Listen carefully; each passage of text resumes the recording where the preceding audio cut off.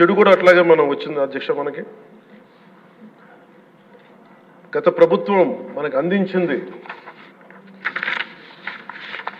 కీలకమైన పోలవరాన్ని పూర్తి చేయకపోవటం, సకాలంలో పోలీసులకు కానీ మిగతా ఉద్యోగులకు కానీ జీతభత్యాలు ఇవ్వలేకపోవటం, అన్ని డిపార్ట్మెంట్స్లో నిధులు మళ్లింపు, కనీస రోడ్లు కానీ బ్రిడ్జెస్ కానీ మౌలిక సదుపాయాలు లేకుండా చేయటం, రివర్స్ టెండరింగ్ అని కానీ వ్యవస్థలను నిర్వీర్యం చేయటం, సహజ వనరుల దోపిడీ, ఎర్రచందనం దోపిడీ, ఋషికొండ ఇలాంటి వైజాగ్లో ఎర్రమట్టి దిబ్బల్ని అడ్డగోలుగా నాశనం చేసేయటం, మద్యం ద్వారా కూర్చోబెట్టి అరాచకాలు చేయటం, పెట్టుబడులు వద్దామని ఎవరైనా వస్తుంటే వాళ్ళు భయపెట్టేసి రివర్స్ సెంటరింగ్ అని చెప్పి వారిని పారిపోయేలా చేయటం పారిశ్రామికవేత్తలని.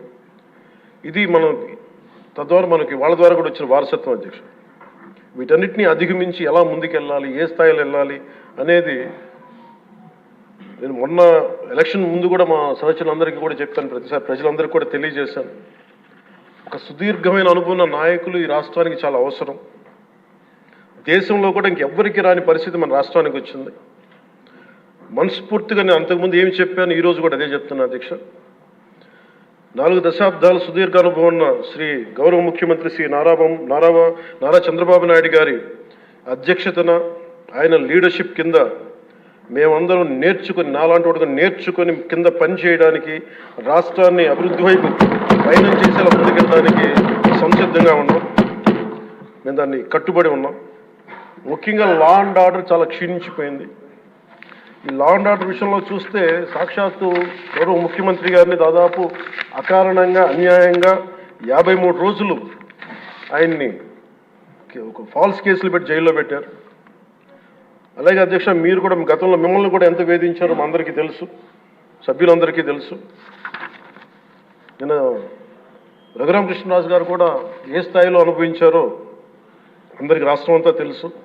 కానీ చాలా పెద్ద మనసుతోటి ఆయన వస్తే చాలా మనసు విప్పి నవ్వుతూ మాట్లాడడం చాలా ఆనందం కలిగించింది. మీ నుంచి మేము నేర్చుకోవాలి. ఎంత అంటే దాడి చేసిన, హాని చేసిన మీ పెద్ద మనసుకి సభాముఖం మీ అందరికీ మీకు ప్రత్యేకించి మీకు ధన్యవాదాలు చెప్తాను. మీ అందరి నుంచి మీ నుంచి స్ఫూర్తి తీసుకుంటాం. మీ నుంచి అంటే తిట్లు తిన్నా కానీ, దెబ్బ తిన్నా కానీ ఎంత సౌహృదయతో ఉండాలనేది మీరు చూపించారు. ఇంకొక యాంగిల్లో శ్రీ నారా చంద్రబాబు నాయుడు గారు నిన్న కూడా చెప్తా ఉన్నారు, వాళ్ళు మన మీద దాడులు చేశారు కదా అని చెప్పి ఈ రోజున మనకు 164 సభ్యులు ఉన్నారని చెప్పేసి